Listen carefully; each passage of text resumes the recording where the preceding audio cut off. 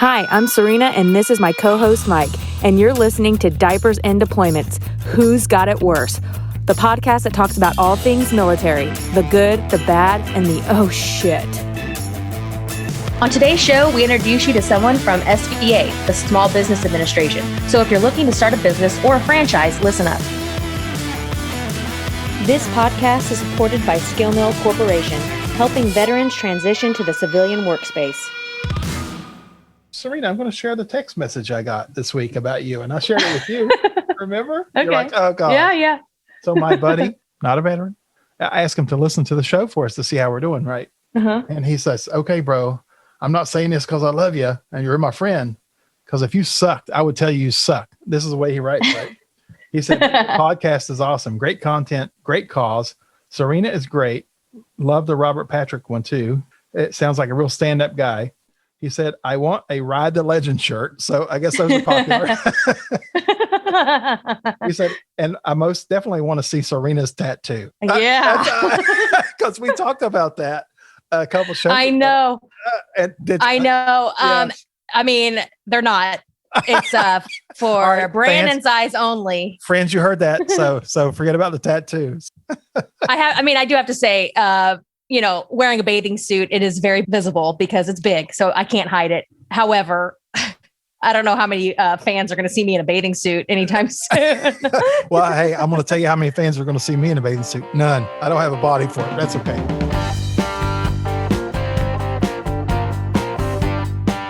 All right, Serena. So, I'm an entrepreneur. You are too. I mean, I got out of the military and decided, hey, I want to start a business, but I knew nothing. Turns out there's people out there to help. People like me and you, they help not only veterans, but spouses. And I don't think a lot of people know that. Yeah, I didn't know that there was anything like that out for us. Yeah. Well, Natalie, we're bringing her on the show. Natalie, I'd like to introduce you to Serena, my co-host. Hi. Hi, how are you? I'm good. How are you? I'm great. So the SBA, the Small Business Association, they have programs in every state, right, Natalie? Yes, we do have an SBA district office located in every state. And when I got out, I went to the SBA and they sent someone to basically sit down with me, look at my business plan, kind of walk me through it and point me in the right direction. So I brought Natalie on to talk about, she runs a couple of programs, for veterans and spouses. She does the veteran business outreach, some loans. I know some people need money, right? That's the biggest thing usually, right? I need all the money. Give me that money. Hey, if you're listening out there and someone offers you something for free and it's too good to be true, it is. But there is some free money with the SBA. Natalie, first tell us how you got started with the SBA and what you do up there. So I found my way to Jacksonville. It wasn't my plan. I just wound up here. I'm with the Jacksonville, North Florida district office. And we cover 43 counties. So we have a lot of territory to cover. Like I said, I didn't do my homework, but I'm like, okay, it's all right. And when I got here in 2012, I came aboard as an economic development specialist. I go out and market and promote the programs and services of SBA. And then towards the end of the year, I had a coworker that was leaving and he happened to be the veterans rep. And I took on the veterans rep responsibilities. And ever since then, I just been doing it and I love it. That's awesome.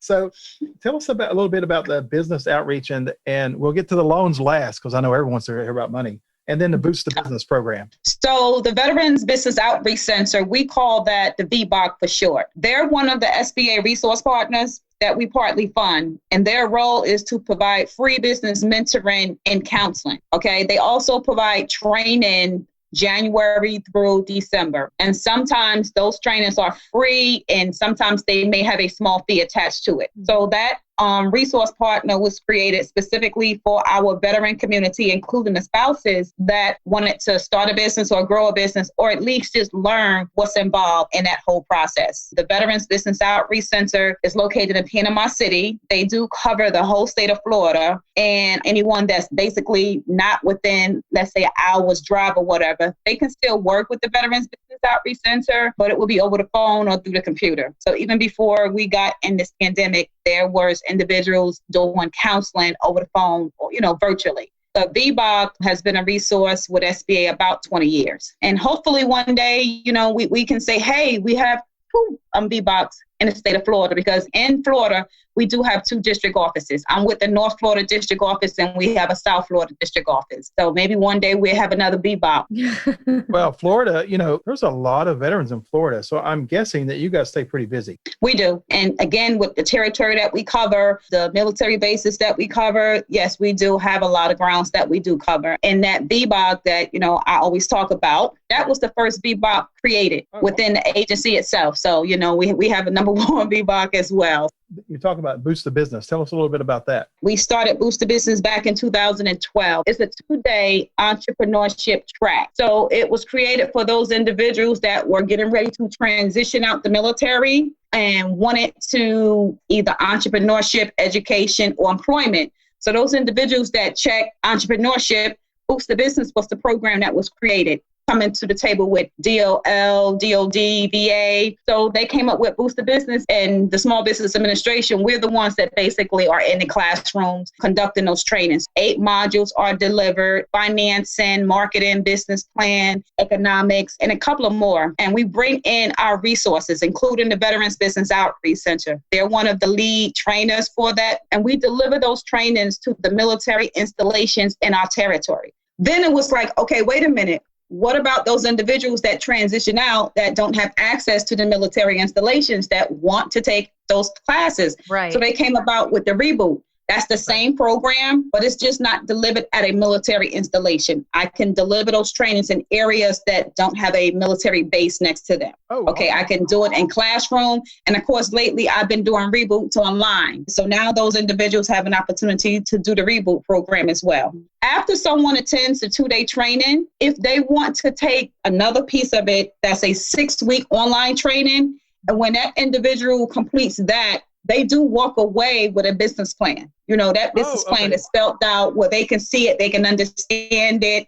So once you take the Boost the Business 2-day, you are eligible to take the follow-on class. So Serena, that fancy clothing line you're talking about starting, maybe you need to take this class first. Yeah, I guess I need to get started. Is there anything like that up here in the Kansas area? Because I'm not close to Florida. Every district office has a Veterans Business Development Officer like myself. I tell you what I was impressed with too is the people that I met with the SBA that helped me, and in one of the classes I took, they were business owners who had retired, they had successful businesses, and they wanted to give SCORE. back. That was SCORE. Yeah. Yes, SCORE has been a resource partner with SBA over 50 years. It's amazing. Wow. Yeah, I'm telling you, if you want to start a business, there's no reason you can't, except for maybe money. Yes. So that seems to be like the tedious piece of it. So someone can go through, say for instance, let's use a military individual that transitioned out, went through Boost the Business, took the second course that came out with that business plan or whatever, sat down with SCORE, whatever, and worked that whole process. And now it comes time to the funding stage. And that's when you have to pump your brakes. Because now it's like, okay, this is what I want to do. I can't find a lending institution that's going to lend me the money because I don't have the experience in this business and they don't want to take the risks with me. So a lot of times that can be the tedious part. But what we try to stress is those individuals to continue or to start working with one of the SBA resource partners. So we mentioned SCORE a little bit. I talked about the Veterans Business Outreach Center. There's a Women's Business Center and a Small Business Development Center. So if someone is military connected or not, they can utilize those other 3 resource partners. And it costs them nothing but their time. Wow. I have to say that because sometimes people hear the information and sit back like, oh, that's going to cost a lot of money. You pay taxes, you are already paying for it. Well, that's great. I mean, there's so many opportunities for veterans. And I want to talk about franchising for a minute. Okay. Because it seems like most of the classes I went to, they talked about a huge opportunity for veteran franchising. Have you seen that? So in Boost the Business, we even talk about that a little bit. There's a veterans organization that does work with individuals that's interested in franchising. That friend. And what they would do is do an assessment. Because someone can think this is the type of franchise I want to get into. And when they get done with that assessment, it may show this is the franchise that you need to purchase. Right. Okay. This is the one, where your passion is going to make it work for you. So yes. And doing Boost the Business, there wasn't a lot of information delivered. There would be a couple of individuals that was, I might want to do a franchise. So we would bring in an organization called FriendNet. They still help veterans or non-veterans.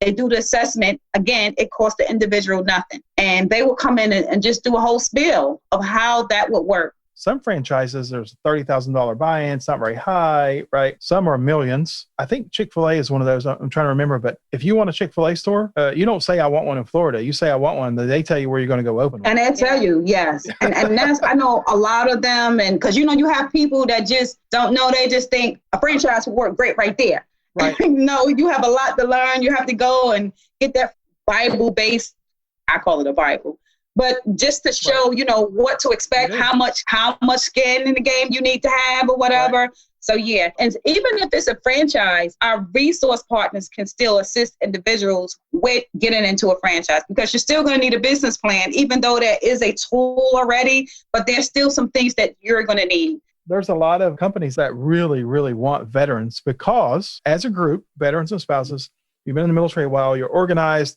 you follow rules. So that book they give you, those guidelines, you treat them as a Bible. You're like, here's the way to make me successful. We're used to that. Right. So they really love, and a lot of them will give veterans a discount actually on the franchising fee.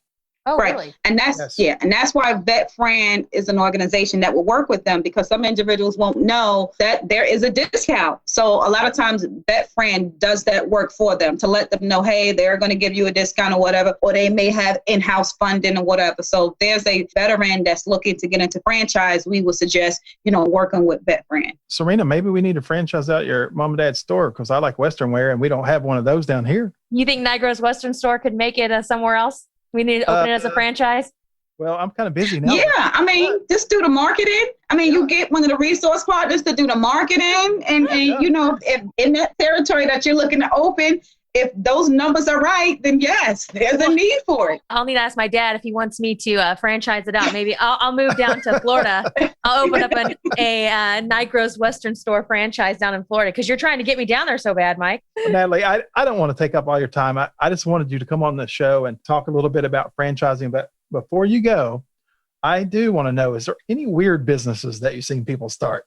I'm not going to say the name. I really can't say what it is, but all I can do is look at the individual and say, like, you sure you want to do that? Like, Right. You might want to do the market research or just ask around. Be like, have you read your Bible before you start? Yeah, and then it's like, you know what? And then come back, because I don't want to tell you what to do, but are you totally sure you want to do that? So they did come back and was like, you know what? I did a little research. That's not what I wanted to do. Okay. So yeah, you do have individuals that kind of, go to the left a little bit. And I'm like, if you want it to be, a legitimate business and you want to utilize maybe, government funds or whatever, you have to be mindful of what you're doing.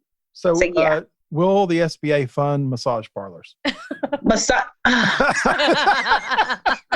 don't answer that. No, we're good. Legitimate ones, yes. Yeah. So just give me a few mistakes you see veterans make on the way out when they start their own business, or do you see that you're at the beginning? I don't know if you see long-term what happens. One big mistake is we have veterans that will start a business and never state that is a veteran-owned or service-disabled small business. And I'm like, why? Some people, said they feel like that was something that they couldn't do or just didn't want to do it. But why? If you have a DD-214 that states you're veteran or service-disabled, so that's part of you.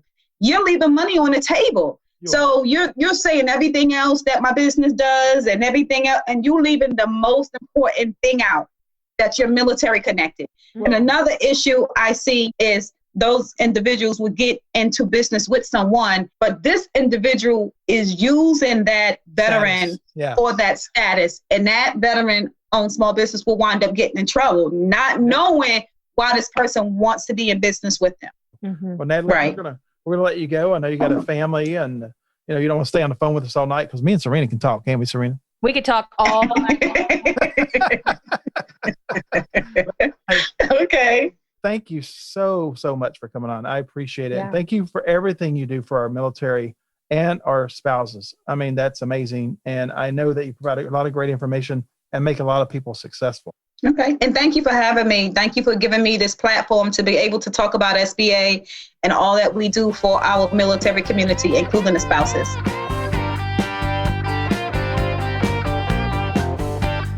All right, Serena, so what did you think about the interview? I thought that was great. I think it's a great tool for veterans and their spouses to use if they're looking to start their own business or if they're looking to franchise. I know that's a big thing right now. I think those are some great resources to use. I didn't know they existed. Obviously, I'm not looking to start a business because my family has their own business that they've had for 60 years. Hold on. I thought we were going to franchise that out. Yeah.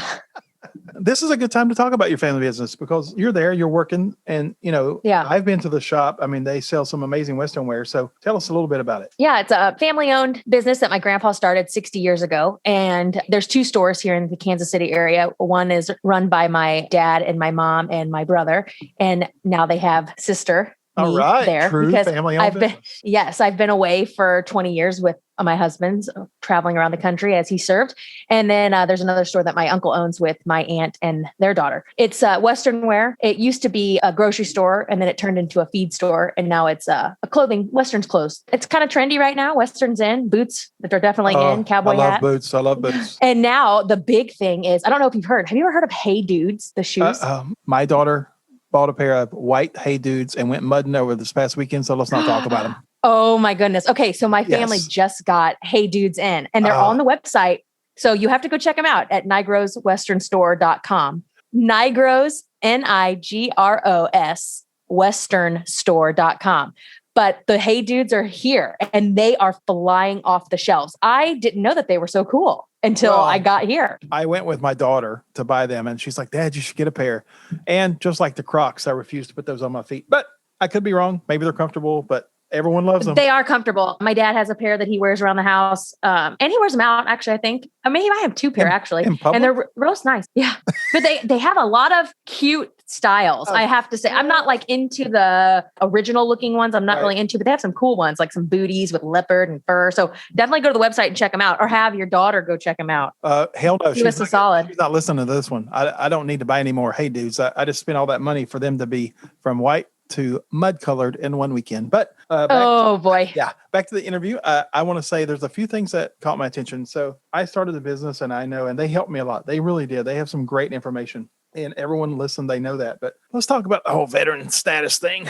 So it's great. Right. And I agree with her veteran status. But one thing I didn't want to say, because I didn't want to offend her is, you want to say you're a veteran, but I've seen people that didn't get out of boot camp who say they're veterans, right? If you serve 2 months and all of a sudden everyone you talk to, you're a veteran, I don't know about those people. Yeah, there's like whole Facebook pages dedicated to pictures of people wearing old uniforms saying that they're veterans. And we're talking old uniforms that they got at Goodwill because of women like me who just dumped them all to Goodwill because I didn't want to move with them. Right. Well, that's different. I'm talking about the people that served, a couple months, they got kicked out in boot camp and all of a sudden they think the world owes them something. Those are a different kind of veterans and we'll just move on past that. But anyway, great interview. I hope that it's going to lead some of our listeners to a place where they can go find out more and get started into their new business. Right. And if anyone out there is looking for investment money, don't call us. We're broke. Yeah. But if you got a franchising opportunity for us, maybe. I don't know. Yeah, right.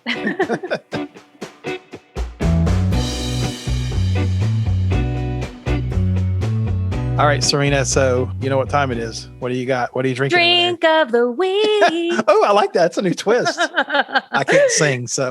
I don't know how that sounded, but so I tried Pineapple Life Coach by Kansas Territory Brewing Company. You're drinking local. Yeah, it was really good. A light lager. And I like beer, but I like Coors Light, Miller Lite, and those kind of beers. But I also like lighter things is what I like. Right. So this pineapple one was delicious. And I could easily drink a 6-pack. A hot summer night and I'd probably regret it, but they were really tasty. And I even put a lime in it, like on the top, and it was really good. Regina puts limes in her Michelob Ultra. Yeah. Shoot. I just like citrus with beer. Even if it's just a Coors Light or a Miller Lite, I'll put a citrus, like a lime or a lemon with it. Try Shanty or something. I'll look it up. Yeah. I like Shanties and Fat Tire, things like that. Yeah. Well, I'm excited about what happened to me. I live right near OWA. It's like a amusement park down here in Foley, and it just opened not long ago. It's like 5 big parts, and they have the indoor water park coming next summer. I mean, they're expanding, and all that's great, and that's for kids, but they just opened up a place called Murder Creek Distillery. And someone's like, hey, have you checked it out? I'm like, no, let me go check it out. So they have moonshine, Serena. Oh, I do like moonshine. And for $1, that's right, folks, $1, you can taste all 13. What? I know. I'm like, hold it. Let me get this straight. I'm going to give you $1 and I'm going to get 13 drinks. But it's not. Do they have a line out the door? Yeah. It's not like huge drinks. It's like little drinks to see if you like it. But like, even if they're shot sized, if I drink 13 little shots of, it's not a shot. An ounce? Is it an ounce? It's just a little taste. Like, it's good though. It's worth $1. I just got to tell you, it's worth $1. But holy crap. And it's only like $20 a bottle too. But I bought 2, when I was up there because I was like, okay, I'll try a couple of these. And I bought dill pickle moonshine. And you're thinking, what the hell did you buy that for? Oh, that sounds delicious. Oh, with Bloody Mary mix? Yeah. Hello? Oh, for sure. Yeah. And then I bought like a honey pecan because that is for bushwhackers. What the heck? I know. What the heck is a bushwhacker? Oh my God. Serena girl, you come south. Okay. We've been saying, like, every episode we talk about how I need to come down there. I need to. Yeah. The easiest way to describe a bushwhacker, it's a milkshake for adults. Okay. I've never heard. Yeah. I mean, I'm in. Milkshake, I'm in. So you put some booze in it and I'm really in. Well, I have a moonshine distillery now about 2 miles from my house. So I don't know how long the show will last, but we're going to go. Let's go with our $1 and then come back and record an episode. And a bottle. We'll pick out. They had some stuff I didn't like, of course, but I don't like apple cider. So they're, Oh yeah. I think they have a taste for everybody. Yeah. Well, that's cool. Sounds like a cool place. Well, it's on our list now, Serena. Okay.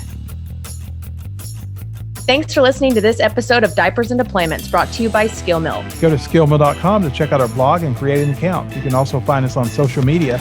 Let us help you find your next career. Don't forget, that's skill with 2 L's and mill with 1. Until next time. Ciao.